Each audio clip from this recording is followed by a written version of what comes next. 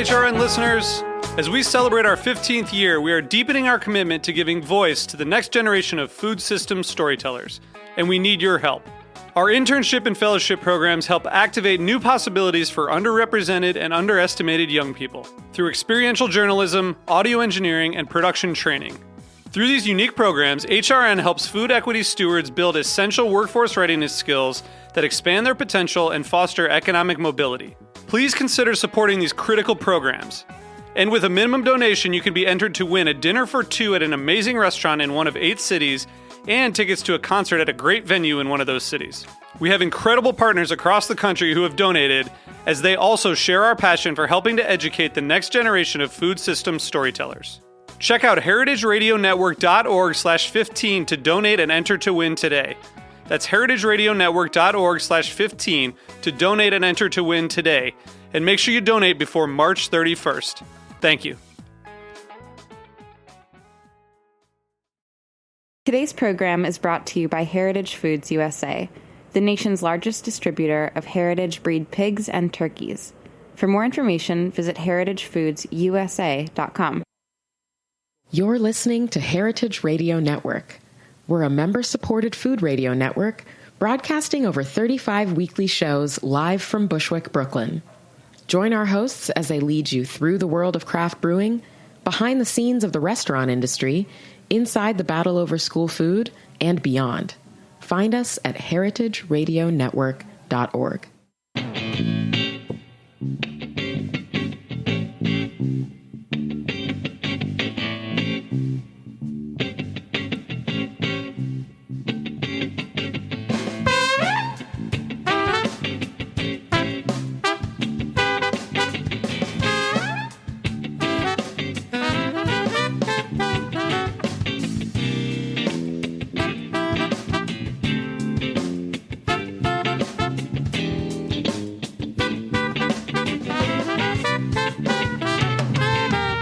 Welcome to the Grape Nation, your weekly wine journey. Our guest is Michael Madrigale, award-winning sommelier and a wine executive. This is the Summer Wine Show, and we're going to tell you what to drink all summer. We'll taste a Muscadet and some other wines that Michael brought in for our weekly wine sip. We'll also drink during the show. I'm your host, Sam Ben-Ruby. Stay with us for the Grape Nation on the Heritage Radio Network. We bring wine to the people. All right, Michael Madrigale returns to the Grape Nation for his second appearance on this show. He's a multi-award-winning sommelier in New York City, and he's working in the wine business. And he has been one of the early fixtures on social media when it comes to wine. And I asked Michael to come in because Michael walks the walk and talks the talk. Hey now. Welcome to the Grape Nation, Michael. Hey, Sammy. I'm entrusting you with the high responsibility of helping me tell our listeners what the F they should be drinking this summer. So with pleasure. We're going to freestyle, but I formatted the show a little, all right? Okay. But before we get into that, is there anything you want to tell us that's new in your world since we last spoke to you? You know, I just find myself on the daily. I left the restaurant biz about a year ago, and I find myself on the daily tasting a lot of wine like I was at the restaurant business. I'm buying wine, I'm selling wine, I'm doing this, I'm doing that, and just kind of trying to figure out my place in this world of wine, in this epicenter of the world of wine that is New York City. Any desire to get back in that restaurant grind? Not right now? No, because it's been there, done that. Right. And, you know, I work for one of the best restaurateurs in the world, Daniel Boulud. Yep. I had one of the strongest positions, you know, being the wine director for Bar Boulud and Boulud Sud. I had an incredible experience, you know, nothing but positives. So I think if I get back into that business, it will never be as good right as I had it. So why try to repeat history? Right. It's time to blaze another path. And it's a tough thing to do for 10, 15, 20 years. And it just, I left not because I was tired. I left because I was bored and needed to do something different. Right. And I'm just trying to find my way. And it's trial and error at this point, but, I've got a good heartbeat of what my next move will be, and it's feeling good. Right. So when you said you're tasting wines all the time. Yeah. Tasting groups, tastings, whatever, buying stuff. Yeah, I mean, working as a consultant for everything, for everybody. Cool. For this person, that person, collectors, restaurants. Cool. Online companies, like you name it. All right, so I'm going to need you to tap into all that stuff you've been tasting, sure, and help our listeners. As the warm weather and summer soon arrive, we're going to be spending more time outdoors, and it's time to think about, some summer sippers and stock up. Right on. So Michael and I will guide you through what to drink this summer and what you should bring to parties and barbecues and all that other stuff. So let's start with categories. Right. Let's start probably with what is the biggest category for summer is white wines. Right. Let's cover reds, because there's definitely some reds. Let's talk about champagne and sparklers. Mm-hmm. Let's talk about, there's a whole new hot category, these wine spritzers and canned wine. Talk about that if it makes sense. And then if there's any insight into other stuff like sherries or dessert wines, right, that makes sense for summer. Right. So I'm going to kind of throw it to you, but let's think about a few things. When we recommend wines to people, let's keep reasonable in mind. Mm-hmm. Let's make recommendations of classic nature. Let's make recommendations of stuff that's sort of trending now. Let's make recommendations of stuff that's out there, things like that. So let's talk about white wines. Okay. Now, I hate, before you start, I hate making wine seasonal, but there's no doubt people's minds shift to rosé or white, right, and part of that is because of the food. You eat more food, shellfish, fish, and all that. Right. So white, plus it's lighter. Right. So let's talk about what should we be drinking white? Well, I mean, doing a deep dive into that, summer whites, for me, in my mind, are white wines usually that aren't super complex. They're not Premier Cru White Burgundy, because those are the kind of wines that really demand attention and they demand serious food to go with it. They're oak aged. They're only, they really only start to shine after 5-10 years in the bottle. They're pricey. And they're pricey, exactly. So summer wines are, quote unquote, inexpensive, stainless steel fermented, crisp, under $30. I mean, that's my mind of what a summer white is. And I mean, there's tons of them. But the ones that are really good are the ones that come from good growers and good regions. And you mentioned Muscadet earlier. That is the quintessential summer white wine, in my opinion. That's salty. Top of the list, right? Top of the list. High acid, very lemony and stony. And there's not a better white wine that goes with oysters. And what's better to, eat outside on a warm day than oysters? Sitting on a plate with crushed ice, oysters on top, and a glass of Muscadet. Like, that is the shit, in my opinion. I mean, that's like what great food is. Peanut butter and jelly sandwich, that's an excellent food. The compliment. Yeah, I mean, just the idea together worked when it was first thought of. And right. It's classic. And now. It's still like however many hundred years later, it's still great. And I think Muscadet and oysters is one of those things. It's forever. So I push you back against the wall, and I say to you, I totally agree.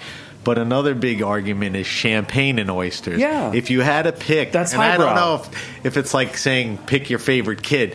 If you had to pick champagne or Muscadet. Muscadet. That's what I call it. Everybody, for sure. Yeah, because, champagne is, I mean, if you compare apples to apples, champagne is a much more deep, delicious, complex wine Right. versus Muscadet. It's also bubbly. Yeah, and it's also that's bringing a bazooka to a knife fight. Right. Champagne just is great. Of course, Right. of course, it's going to be great. It's great with any kind of food, but you want to scale it back, and you want something that dances with the oysters rather than overpowers it and Right. just beats it at the gate. And all the traits you said, the lemony, the salinity, the stone, is a Yeah. perfect complement. Yeah, it doesn't all have to be expensive and Right. incredible. There's a reason why Muscadet is subtle and Muscadet is cheap, and there's a reason why it works really well with oysters. So give me a couple of tried and true favorite producers of yours. There's just there's Pepier, for example. Pepiere. Yeah, I mean that stuff Solid. is just $15, $20, $25. Yeah, it's just fire. And then there's a guy named Guy Brossard that's also very, very good. Brossard. That's Guy Brossard is a great, yeah. not too expensive. No, none of these are really expensive. Okay. I mean, if any of them are going to be expensive, it's probably the Pepier. Okay. That's the Well, I noticed with the Pepier, we're going to try a Clisson, which he has different grades, and the Clisson's a little more than just that's the like his plain. Grand Cru, Right? Yeah, from granite soils, And not expensive and all of that. All right, give me one more producer. Who else do I like? I'm trying to think.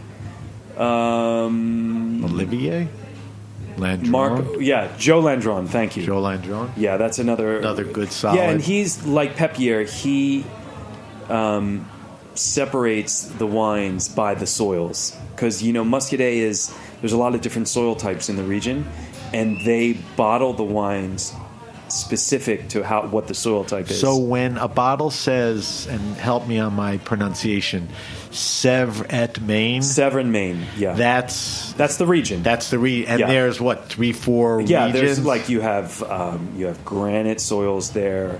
So the regions vary as far as the soils, and that reflects through because the it's wine. all runs along the Sèvres and Maine River. Is there one region that's considered That the Sèvres and Maine Maine is considered the best. All right, so I think we covered Muscadet. I think our votes are in that's the quintessential summer wine. Yeah. Let's go with another white. Would you say Muscadet would fall under the classic category, classic summer wine? Yeah, for sure. All right, can you give me another choice? Yeah. Maybe with the thought of something that's trendy now or wasn't on the scene 5, 10 years. Well, I mean, you could say Loire outside of Muscadet, like Sauvignon Blanc from Sancerre, but that's kind of a classic too. Right. Trendy, I would say. Well, let's talk about Sauvignon Blanc a second. Yeah. It's got that grassy, limey, sharp acidity. It's another good oyster wine. However, I will say this. In Muscadet, the grape is called Melon, and it's like Chardonnay, it's neutral. So there's no inherent aromas or flavors to the grape outside of, the flavors that it picks up when you grow it on different types of soils. Sauvignon Blanc, however, is an aromatic grape. So you always have the grassy... cat pee. Yeah, wild aromas. Right, so that has this DNA of specific aromas. And when you pair that with oysters, sometimes it doesn't jive because those aromas and flavors of the grape are so strong, they overpower the... So, point being, not the best No, I don't think it's pair and match. You Exactly. need something a little more neutral. More neutral. Okay. Yeah, that's where Maybe Muscadet with a works. piece of fish or something? More, Yeah, or, like an oily salmon or something. Yeah, or like with salads, Right. like niçoise salads, something like that. All right, so give me... So you mentioned the Jura, the Loire. Give me another, white. I think we mentioned this region last time I was here. But the wines from the south of Italy in Campania, the whites, in Greco di Tufo and Fiano d'Avellino, those are... So Greco di Tufo. Yes. A white. Is that the grape? Yes. So Greco, D-I or D-E? D-I. D-I, T-U-F-O. Yeah, Tufo. Greco di Tufo, Campanian, Italian grapes, and then Fiano, F-I-A-N-O. D'Avellino. Yes. A-V-E-L-L-I-N-O. L-L-I-N-O. Okay. Right. So those are from the same area. in the south of Italy, not far from Naples, and volcanic soil. There's a little bit of granite there too, but dynamite wine region for whites. Probably the best whites of Italy, in my opinion. So you described some of the characteristics of the other wines. What are some of the... So I would say, the great whites of Campania are Fiano and Greco. Greco is a lean, lemony, mineral style white wine. Sounds I good. mean, so let's compare these wines to Burgundy. Greco is Chablis, which is, mineral, lean, high acid. Fiano is more like Merceau, waxy, rich, nutty. And those wines should be in the Hall of Fame of great white wines of the world. They just haven't received the recognition they deserve. Low, not low, but reasonable price points. It's very reasonable. So that's the takeaway here. Is that's one of the great values, and my bet is most people haven't heard of it. No. So if you walk away with one thing, Fiano d'Avellino, Greco di Tufo, great wines for summer, great wines for food, right? Yep. And those wines usually don't see oak at all. So stainless steel. So they're made in that inexpensive style, but they have so much character individually that you'll be very, very impressed with them. What everybody is conditioned when they think of white wine. Not the most sophisticated people think of Chardonnay. Right. What's your feeling about Chardonnay? I love Chardonnay. Okay. I love it. Absolutely. One of the best grapes in the world. Good summer wine. It depends where it's from. But like the Chablis and Depends all how of it's that made. is what Right. you alluded to earlier, Right. that it's Right. too expensive and complex and all of that. Right. Chardonnay is like, it's really in the eye of the beholder. It depends on where it comes from, how it's made, and it can really be whatever you want it to be. Right. It really performs So stylistically. at all levels, and it just really depends on what mood you're in. Right. So you can have it sparkling in champagne, or you can have it lean and crisp in Chablis, or you can have it fleshy and round in white Burgundy. Right. Or you can have it heavy and sweet in California. Like, you name it, It's pretty you diverse. got it. Yeah, and it's great. It's more than just, don't think of it as a summer white wine because it's white. No, it's just Because like you may get a heavy, buttery California, which makes no sense for a hot day or something. right, unless it's freezing cold. Right. All right. So those are some pretty good wine. I mean, we could do a whole show on just, the whites. Let's jump to rosé. Rosé is a popular. Too popular. It's getting more and more popular. Yeah, it's jumped the shark. It's jumped the shark. A I little agree bit. with you. Yeah. So tell me what to stay away from and what to look for. Well, I'll tell you. I like rosé in its original intention, which is a wine that you serve chilled, that's light and fresh. And when I see these like extremely dark colored rosés that could be, red wines in disguise, I'm not into that because it defeats the purpose, in my opinion. Rosé is a white wine. For all intents and purposes, in my choices, it should be white wine with like a tint. That was left on the skins? Is Yeah. that what the tint does? Yeah, well, I meaning figuratively.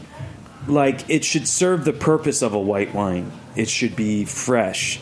It should be lip smacking, and you Mouth-watering, lip-smacking. And you shouldn't have to have food with it. Like, there's something genius in its simplicity and its fun. And when you start getting these rosés that are the color of an 8-ball, I don't think that's the original intention Is of what it that should be. extraction or the grape?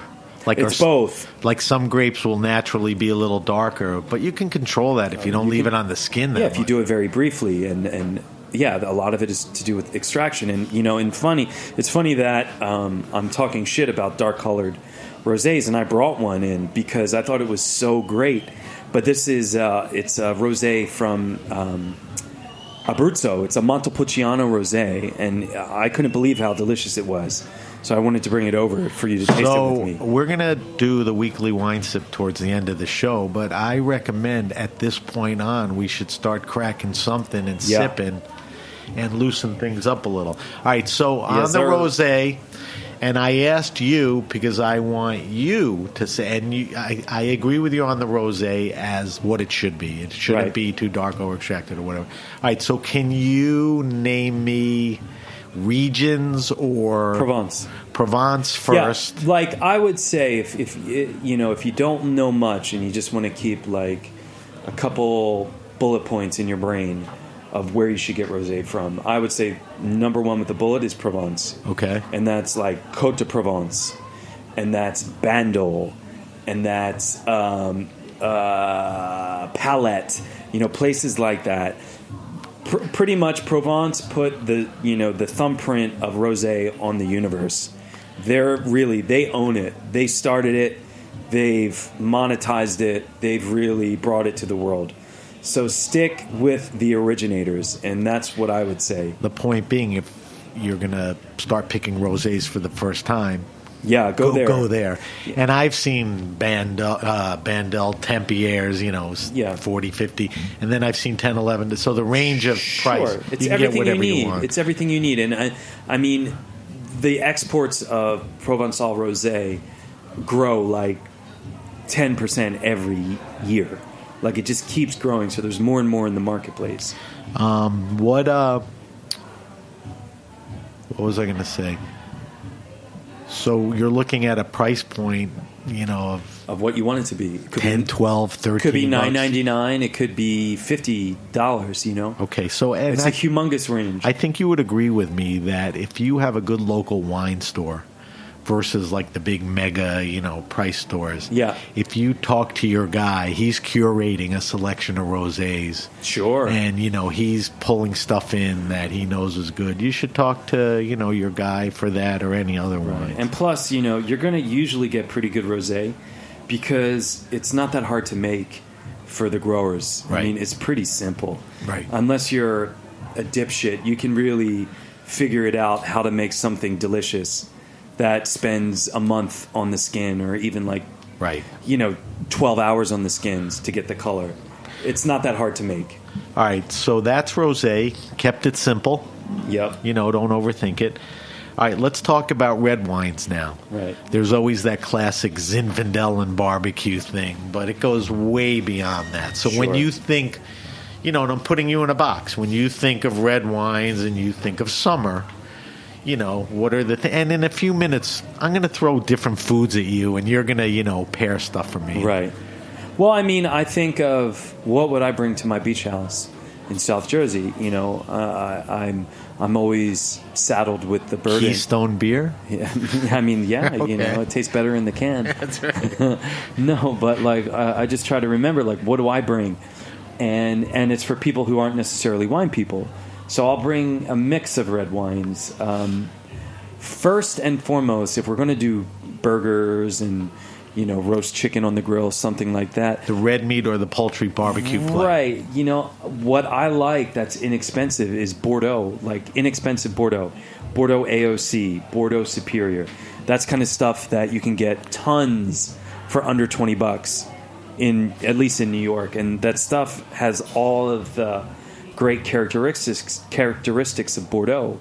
The savory quality, the freshness. Good lower price Bordeaux from a lot of these chateaus that are turning out year in, year out, value price stuff. Can you think of one or two that come to mind? Sure. There's a friend of mine who's a sommelier who is based in Paris. He developed a wine called Chateau or Domaine de Galouchy. Spell. Galouchy. And that's a Bordeaux. That's a straight Bordeaux, but it's mostly Cabernet Franc. It's delicious. Another one is Chateau Penin, Penin, and that's mostly Merlot, but just like delicious. Another one I like is called Chateau Saint Julien. Not. There's a region Saint Yeah, Julien. but it's that's the chateau. Julian. Okay. And this is Julien. Right. And that is literally the best inexpensive Bordeaux I've ever tasted. And that stuff you can get at like $14 at a wine store. Wow. That's great. Goes great with burgers. Goes great with a steak, grilled chicken with a lot of grill marks on it, sauce and not or the whatever. fruity style of red wine. Like, like Burgundy and Beaujolais and all that stuff is great, but that's like ripe, juicy, sweet berry fruit. Sometimes you don't want that kind of fruit profile. A Gamay grape, you're saying? Yeah, like all that stuff is red berries. This pairs well with right, because Bordeaux pairs well with food because you get more of that meaty, peppery quality. Bloody, exactly. Right. Mineral, charred. Yeah, and that works with like ribs and cheeseburgers and things like that. So you don't necessarily want, as much as I like Burgundy, sometimes it's not the right wine for food. Sometimes you have to put it back on the shelf and just go with something, even though it's less expensive. I agree. It's great. Give me another red wine. You said you're packing stuff to go to the beach. You're not just packing Bordeaux's. No. Think about what else you're packing. Yeah. And while you're thinking, pour some wine for us. Let's try something. Yeah, I'll tell you what I also like. I like, one of my favorite, probably my favorite wine region is the Northern Rhone.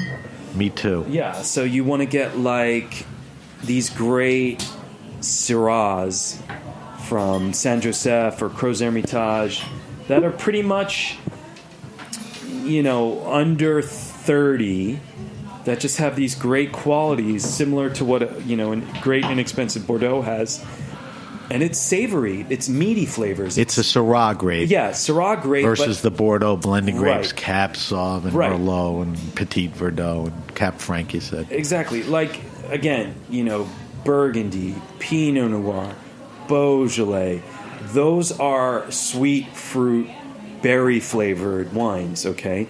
Those are a different profile than you'll get from your average Bordeaux or your average Northern Rhone, where you're getting more of this black pepper, savory, meaty quality.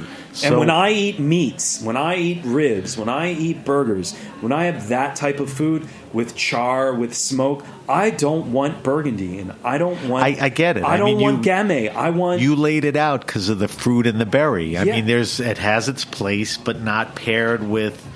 summer brings grilling, and grilling brings a lot of red meat and blood and, all of that stuff. Yeah, and there's nothing better than those wines.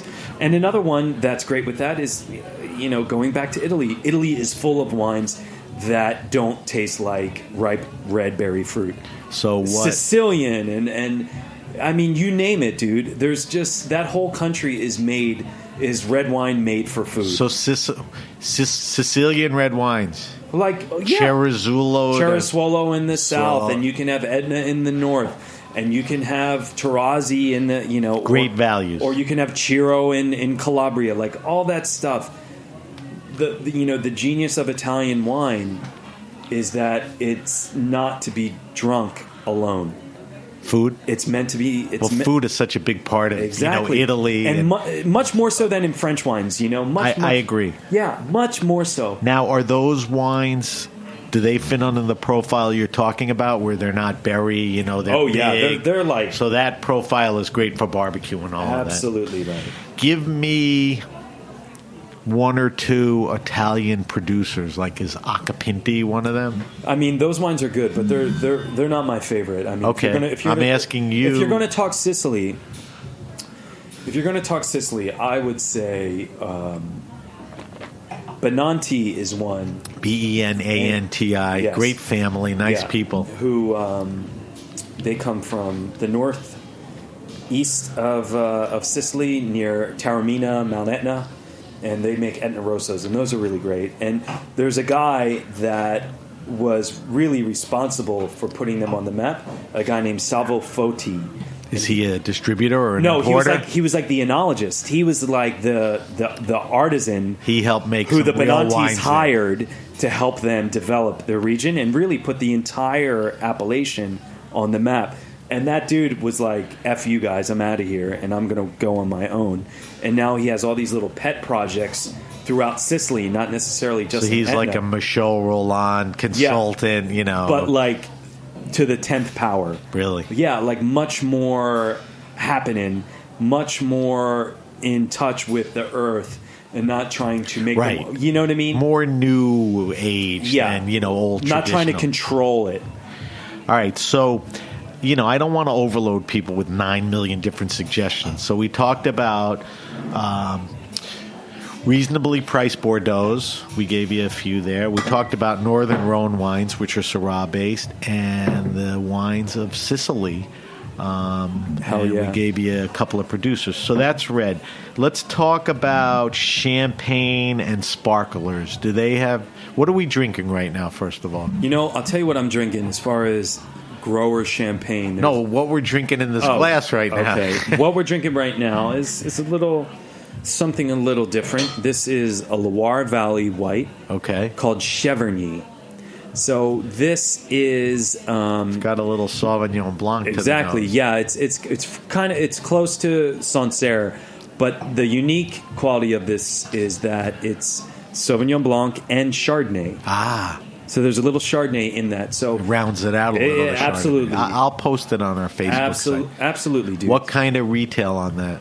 Dirt cheap, like Okay. like Delicious. $16. It's a good, delicious. Yeah. All right, so sparklers, do they have their champagne and sparklers have their place in the summer? They have their place every day, every way. Which is the problem, because champagne is a great food. It shouldn't be celebratory. No, and it's I love to drink it, and I get like deals here and there between from friends I know who sell wine and this and that, and the wines that I buy more than any are champagne, because that's the stuff I want to drink all the time. You got to be in the mood for certain types of red and whites, but champagne, it's like you don't have to say much more than champagne, and I'm ready to pop the cork. You know what I mean? It's just universal. So explain to people. Everybody knows what champagne is. Everybody knows the big champagne houses. Explain to people what grower champagne is. Well, I mean, historically, it's historically the big brands, Veuve Clicquot and Moet. Bollinger and, all the LVMH-owned properties. They were the power players in Champagne, and they would dictate the prices of the grapes that they would buy. To the farmers. Yeah, they would say, we're going to buy your grapes at this price, period. Did they do any estate growing? Oh, they always did too. And they contracted and a they lot contracted because out. of the output they needed to contract. Right. So these growers would just be, they would own the land, and they would just work for the man. And then eventually they said, fuck this bullshit. I have great land, and I'm going to, control my destiny, and I'm going to invest in winemaking equipment and make my own champagne so I don't have to depend on the big guys. And that was a movement that really crystallized, I'd say, 25, 30 years. So it's a young movement. It's a young movement, and it's really revitalized Champagne. And there's just dozens and dozens, of grower guys. Hundreds of good small growers. Is that the move to look for a grower champagne? Yeah, I think that's where you're getting really... Can you tell me, let's stay on the reasonable price side. Can you tell me a couple of producers that are available and worth looking out for? Well, yeah, I mean, if you go to New York, I mean, you go to any good wine shop in New York, they're going to have at least 10 or 15 small grower champagnes. But what are we looking price range? 35 to 60? I would say under 60. Yeah. Under 60. Yeah, you look under 60, and these are non-vintage wines. Right. These are not vintage specific. These are non-vintage. But there's a ton. There's Bereche. Bereche. There is Pierre Peters. Pierre Peters, of course. Agripart and Phil's. Absolutely. Are they good ones? I'm just throwing names. No, they're all out. good. The one that I tasted recently that I'm in love with is a guy named Rodet, Eric Rodet. Spell. Rodez. Easy. Rodez. They are dynamite. Okay, good to look out for. Dynamite. Can you find it in New York? Oh, of course. Okay. Yeah. All right, so move away from Champagne. Are there any other sparklers to look at? Champagne has all those merits. Is it worth it to look for sparklers? Sure. I was at a Spanish tasting, and I tasted a $200 bottle of Gramona Cava. How was that? Terrible? It wasn't bad. It wasn't worth it. I don't know. $200. Wow. Yeah, it was a 2001.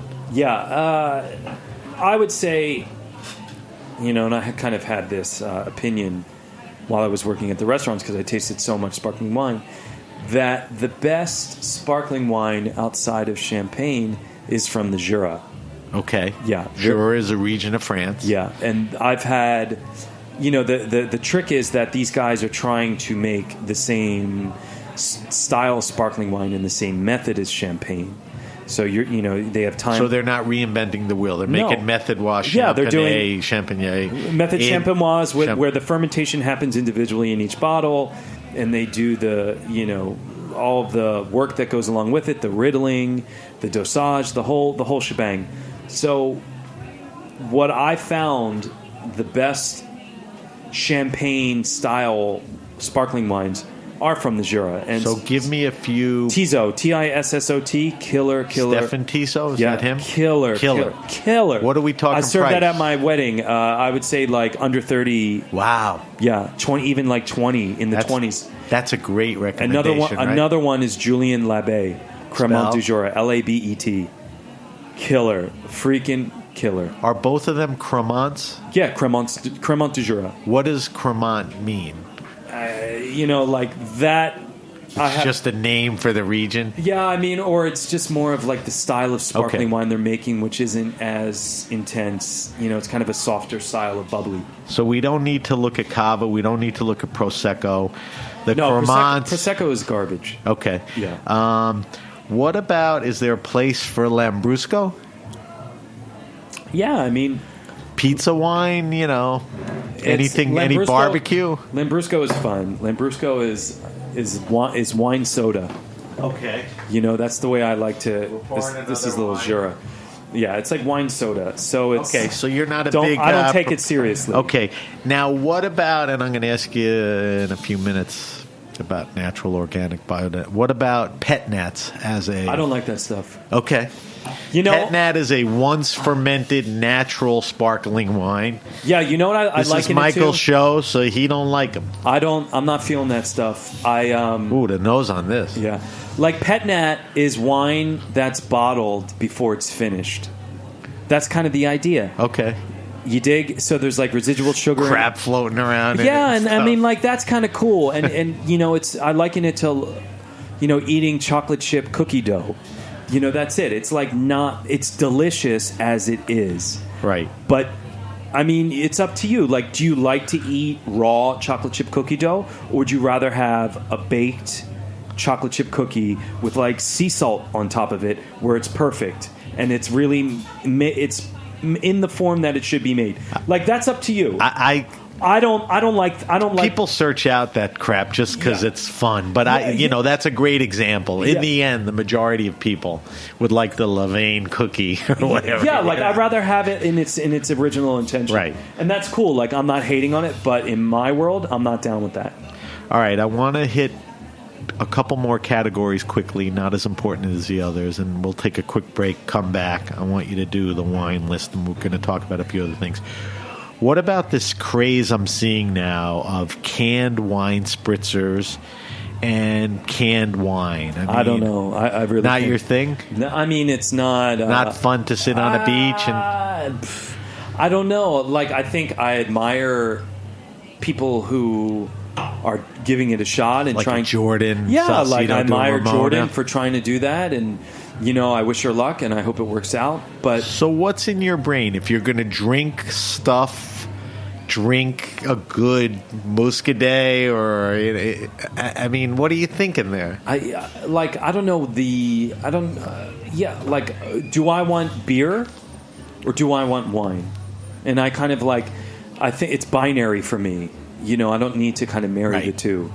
And that's just me. So not an important category to you. No. I'm tasting the wine you just opened, and it's almost like port-like to me. Yeah? What is it? That's a wine from the Jura. And a Sauvignon. Sauvignon. Not Sauvignon like Sauvignon Blanc.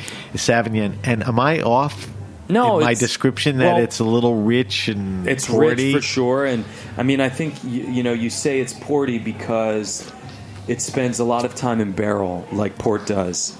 So it has that extended intensity that comes from age in the barrel. It's pretty good. Yeah, it's good. And it's cheap. And it's Domaine Philippe Vandel. It's a friend of mine who brings it in. Pictures and we'll post. Yeah, and that's the kind of stuff I was tasting today. That's why I brought these over. Cool. And I was telling the guy that imports them, holy shit, I love these wines.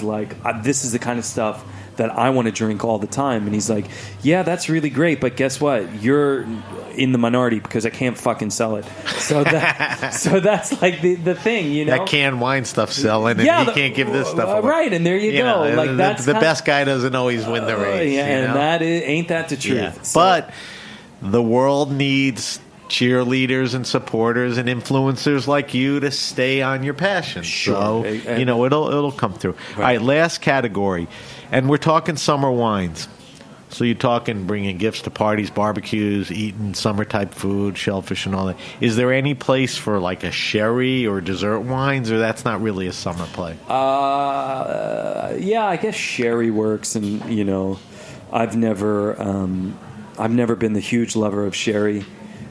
And I'll tell you why, because sherry is a fortified wine, and it's a fortified wine that they try to serve as an aperitif, and I just find the alcohol oftentimes overwhelming, frankly, at least for the first course of a meal. It's just not my jam. Right thing to. I don't think so. Like I something think you're right. It's some people's jams, but I think as far as jams go, it's not the right matchup. No, I think you got it right. It's like a mixed message. Yeah. So if I want an oxidative, walnut flavored wine, I would take a wine from the Jura, which is not fortified. I think this sort of kind of serves the purpose. I think money right on that. Yeah, because there's something in our there's the flavor of nuttiness, of saltiness, of high acid. Like that is a flavor that I think us as humans we love to have. And sherry, mid palate and after palate, right, man, just sticks with you. It's right. crazy. And I much have it without extra alcohol added. I agree. And that's kind of my move on that. All right, so we covered many categories and we offered you many wines, and it is under the context of the expert Michael Madrigale, who does this for a living, and his suggestions, and some great suggestions. We're going to take a break. My guest is Michael Madrigale. We'll be back. We're going to subject him to the wine list, and we have a few other things. You're listening to The Grape Nation on the Heritage Radio Network.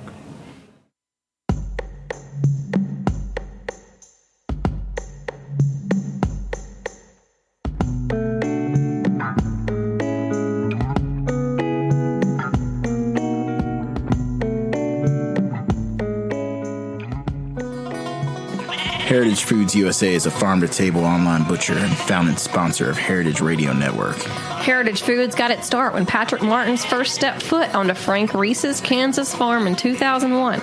Back then, Frank was the only farmer in America raising true heritage turkeys with recorded lineages tracing back more than 150 years. Patrick knew instantly he'd found a unique moment, an opportunity to go beyond acknowledging these breeds as being jeopardized and to actually do something to save them. Patrick asked Frank to ramp up production and made a promise to him that if he would raise them, Heritage Foods USA would sell them. That was the moment that Heritage Foods' slogan, Eat 'em to Save 'em, was born. By creating a market for delicious meats from heritage breeds, we can ensure they'll be around for generations to come. Plus, heritage breeds just taste a whole lot better. Learn more at heritagefoodsusa.com and use the code HeritageRadio for 2 free pork chops with your first order, brother. Hey, like what you hear? Heritage Radio Network has plenty more. With fresh programming every week, we've got something for everyone. Trying to start your own food business? Concerned about where your food comes from? Looking for the best wine or beer to bring to a party? Find our shows on iTunes or Stitcher, or head to heritageradionetwork.org to listen live and subscribe to our newsletter.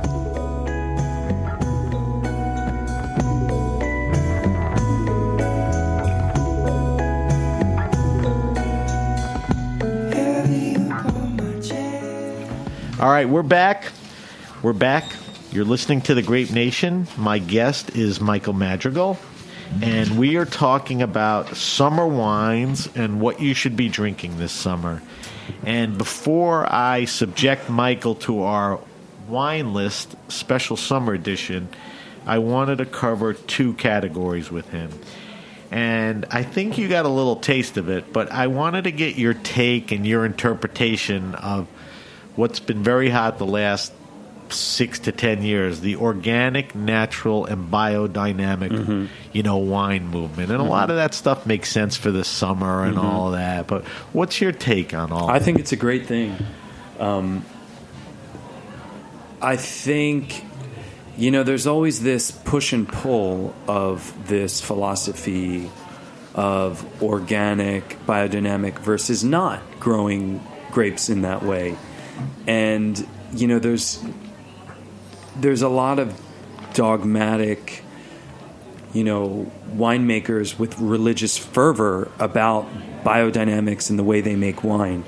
And I think it can be a little bit too much just in the way they thump their Bible about biodynamics. That whole Rudolf Steiner burying a ram's horn. It's very intense. It's out there, yeah. But I think, it's like the pendulum swings one way, and all of the growers who are, using pesticides and not doing things the right way, I think they're realizing, like, maybe I should start to try to grow my grapes in an organic and biodynamic way, at least more than I was doing before. So that, the fact that it is so well known and it's in the marketplace and there's a proven bump in sales if you sell the wine in that, with that marketing snap, all other growers who are watching are saying, I got to try that too. So for the good of all, the guys that aren't doing it are looking at the guys that are and saying, maybe I should try that. And that can only benefit wine lovers. Right. But here's what I'm curious about. You worked at, like you said earlier, you worked with Dinex, the Danielle Boulud restaurant group. You ran a couple of hot places. How much organic, biodynamic stuff were you selling there? Was that the market? Was that the place? No, but we were selling a lot, but I wasn't selling it as that. But a lot of the makers do it without even tooting their horns about it. They've been doing it for like 50, 80. Right, like what's the difference? We've always made wine without fertilizers or pesticides. There's a new age of producers. It's marketing, Sam. A lot of it is marketing. And, right. A lot of, it's like anything, like fair trade coffee. That is a marketing tool in order to get people to buy this coffee. Yes, it's a great thing, and it's it helps the growers and all that sort of stuff. But coffee has been sold before in the same method, and they've never really mentioned it. So Some same dude thing with comes wine. along and funky label, and he's biodynamic. It's like, hey, this has been going on. Right. I get that. So it's good. You need to spend a little time with it. Taste different wines, orient yourself. And a lot of the famous wines, like really famous wines, have been growing organically. Yeah, like Romani Conti, for example. Right. Like they've been organic and biodynamic since the late 80s. That is like the Mac Daddy example. There you go. All, but they don't talk about that. Right. So it's out there. All right. So the last thing I want to ask you about before we do the wine list is, you could sort of relate, and you would be expert enough in this. What is it about sommeliers that they want to make wine, where that's sort of their next step or ultimate goal? Whether we mentioned Jordan is making a spritzer, or I had Dustin Wilson on and he made wine, Raj. Right. Is that... I think it's just people want to pay their rent. And stay in the wheelhouse. I think it's living in New York City, working all the time in a restaurant, which pays pretty good, but hard work. But it's hard work and it doesn't pay that great for the amount of hours you're putting in. So then, you're like, okay, hey, man, people know me, people trust me. Let me roll out the merch. So they start getting into the, making their own wine. They have the knowledge, connections. Sure, they got the connections. Passion and idea. Yeah, exactly. And then they start doing that. And, that's cool. That's just, for me, I never... Has that notion ever floated around? Of course, but I never wanted to do it because I wouldn't put my name on a wine that I wasn't there growing, frankly. I just didn't want to... You would have to change your whole life to do it the way you want. Yeah. Sort of be on premise. Exactly. And you're not ready to... No, I don't want to... I just have I couldn't ask someone to buy my wine if I wasn't really have my hands on the process from A to Z. Not everybody thinks that way, No, but of you're course. entitled, and I think that's fair. Yeah, that's just me. All right, we're going to do the wine list. Normally we ask the same questions every week, but I'm going to give you a special edition. But before we do that, I'm going to machine gun you a bunch of foods, and I'm putting you on the spot, and Okay. you tell me the best wine to drink with this food. Touch a little red, touch a little fish. Fire away. All right, hot dogs. Hot dogs. Rosé, I think, would probably do best with hot dogs. Okay, burgers. Burgers, what we talked about earlier, like Okay. a really cheap, chilled Bordeaux or AOC. cheap yeah. Rhone. Yeah. How about saucy pork ribs? Pork ribs, like with, like sweet, like Yes. like Asian style? No, Like that? like smoky barbecue, which is the majority. Most Yeah, people do. I would say like Chateauneuf-du-Pape. Okay, so that's a southern Rhone. Southern Rhone, but like smoky, but lots of glycerol and alcohol, Right. like kind of like sweetness to it. What about lamb chops, a little gamier? Ooh, that's good. That's where you're getting into like the real fine stuff. I would do Northern Rhone, absolutely. Okay, Yeah. it would hold up to it. Yeah, because you got the gamey flavors from the lamb, and you want those gamey flavors in the wine, like Northern Rhone. Then chicken two ways. You just got a seasoned chicken that's being grilled, a lot of char, and then you have chicken with sauce, barbecue. again. Burgundy. I think red Burgundy is great like that. Okay. Yeah. All right, salmon. Salmon, I would go. I mean, salmon is cool because you can do red or white. You can do either one. Okay. And if I was going to do red, like Oregon Pinot Noir, I think would go great with salmon. And if you wanted to do white, I would think like a really nice Merceau. Tuna, little different. Tuna, yeah, I think red Burgundy works with that really well with that too. Okay. Yeah.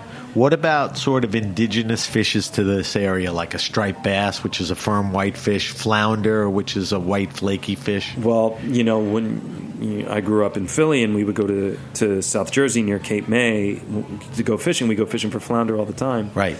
All summer. Yeah, all summer, man, and I love that kind of stuff. And I'm still like, What would you pair with that? I'm still thinking white. To hit on what we said earlier, like a good Fiano d'Avellino with that would be great. I think we covered oysters with muscadet and Yeah. champagne. But let's go to the other shellfish. Shrimp, lobster, crab. Shrimp, lobster, and crab. So I would serve all of those kind of chilled.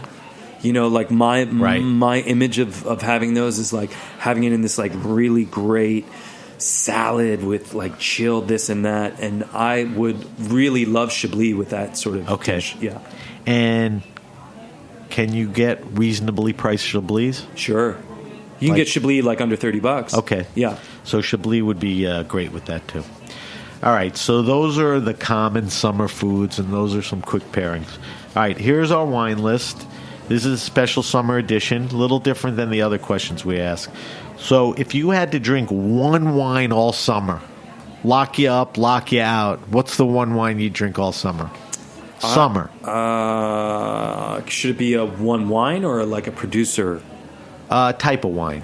Type of wine. I would drink Jura. I would drink wines from the Jura. Okay. I absolutely would. All right, so Chardonnay or Sauvignon. The French region of the Jura. Yeah. All right, this may be redundant, but what's the best summer wine and food pairing?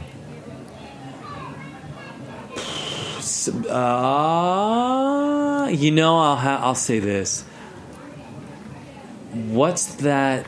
I'm drawing a blank. The Spanish, like tomato. It's like a soup. Gazpacho? Gazpacho, man. Fuck, dude. That's the gazpacho and what? Rosé. I like that. Like the killer. There's a little spice in it. The tomato has a little acidity. So yes. gazpacho and rosé never been uttered on this show. Yeah. Okay. That is like nothing says more summer than that to me. All right. Best wine restaurants and bars to enjoy summer wines. I guess that's sitting outside. That selection. Yeah. I mean, I'll definitely talk about Patrick's Place, Rebelle, which is great. Going to Charlie Bird and sitting outside in the summertime is killer. Great food, great wine. That it works so well. There's another good place in my neighborhood on 2nd Avenue. It's a place that's been around for a while. It's called the Mermaid Inn. And definitely you sit outside there and you drink bottles of Sancerre and you eat shrimp cocktail. Life could be worse. Yeah, I like that. All right, you may have answered this. Favorite all-time summer wine? I mean, it's Muscadet. I mean, nothing says more summer than that. I think you're right on that. All right, and again, we may have answered this. Best, because one of the questions on the wine list is best wine around $15, white and red. Best summer wine, $15. So definitely Muscadet on the white. What about Côte de Provence Rosé? Côte de Provence Rosé, or you know $15, $20? Yeah, and what's also good that's cheap is Bordeaux Blanc. Right. Yeah, because that's Sauvignon Blanc. And you're talking the reds are 15 to 20. Right. The Blancs are right in that price range. And that is really good, $15 white wine. All right, we're going to wrap the show up because we're going to try to get in about an hour with our weekly wine sip. We've been tasting a Sauvignon and a Cheverny. And we're going to, for the weekly wine sip, each week we taste a different wine on air. For this week's weekly wine sip, we're going to taste, and Michael affirms this, a classic summer wine. We're going to taste the Domaine de la Pépinière Clisson Muscadet Sèvres et Maine. It's a wine that retails for about $25. You can get a Pépinière for a little less, but this is the Clisson. And it's available, at better wine stores. So we talked about it a little bit. Anything else you could tell us about wine? About this wine? The Pépinière? Yeah. Yeah, it's like when you think about wine, you think of, the greatest wines are the ones that could only be from where they're grown. And then, if no one told you what the wine was and they gave you a glass of it and you smelled it, you'd say, oh, yeah, this is that. And that's what the best wines are to me. They just have an imprint of where they're grown.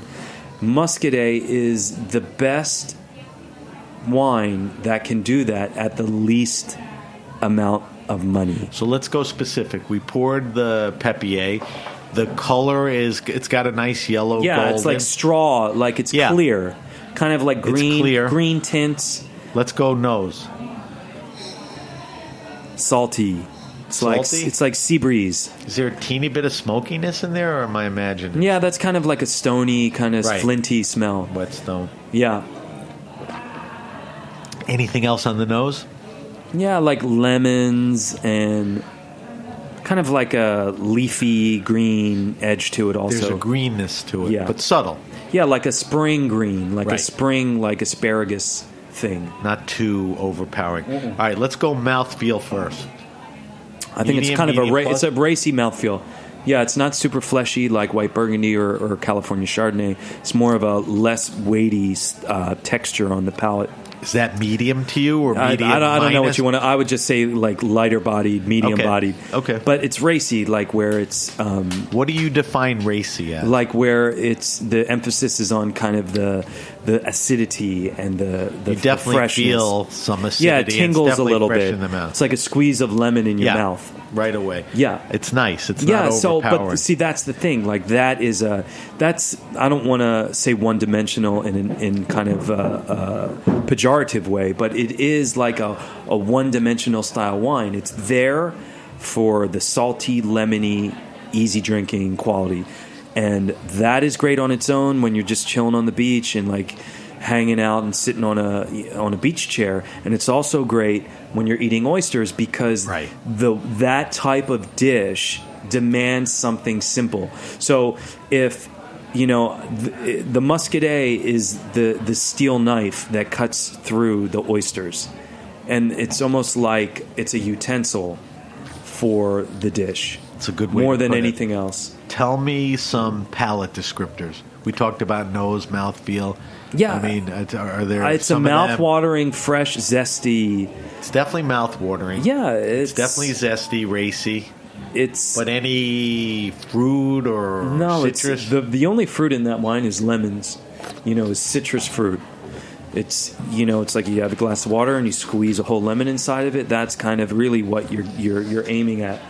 Well, a bad version of that idea is Pinot Grigio. Yeah, but that's like sweeter too. No, like, I know. This is just lean, mean, nasty, and delicious. So we like this wine?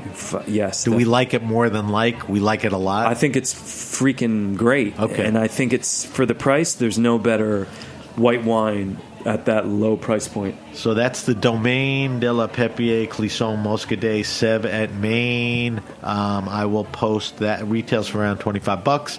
I'll post that and the other wines that Michael brought in, which are very interesting and very reasonable. And we'll probably throw some pictures up too. All right, We're going to wrap the show up. If you have a question, wine happening, or event, hit me up at Sam at the Grape Nation. That's Sam at the Grape Nation. Follow us on Facebook at our page, The Grape Nation. Excuse me. We post the wine list each week on our site. So we'll post the special summer edition. We'll post the wines that we drank and any other information. We are on Instagram at SBenRuby. We're on Twitter at BenRuby. And you can listen to this and all the Grape Nation shows on iTunes, Stitcher, and the Heritage Radio Network website. Michael, if we want to follow you, where can we find you? Just look for me on my social media, brah. Okay. Just go. And that on Instagram is Mike Madrigale. Okay. MikeMadrigale. E-I-E-I-O. And what about Twitter? Same. Okay. Same. All right, I want to invite my engineer Vitor and anybody else out there to help us drink some of these wines. Thank you to our guest, Michael Madrigale. Follow him on social media. He's got some plans. Things are going to be happening. Ooh la la. Ooh la la, you'll know. Thank you to our engineer, Vitor, and everyone at the Heritage Radio Network. I'm Sam BenRuby, and you have been listening to The Grape Nation.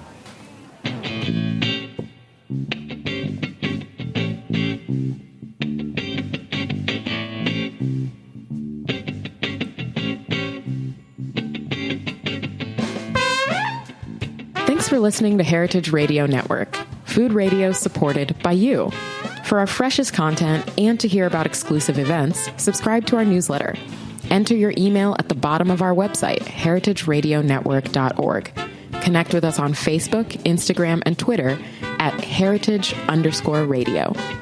Heritage Radio Network is a nonprofit organization driving conversations to make the world a better, fairer, more delicious place. And we couldn't do it without support from listeners like you. Want to be a part of the food world's most innovative community? Rate the shows you like, tell your friends, and please join our community by becoming a member. Just click on the beating heart at the top right of our homepage. Thanks for listening.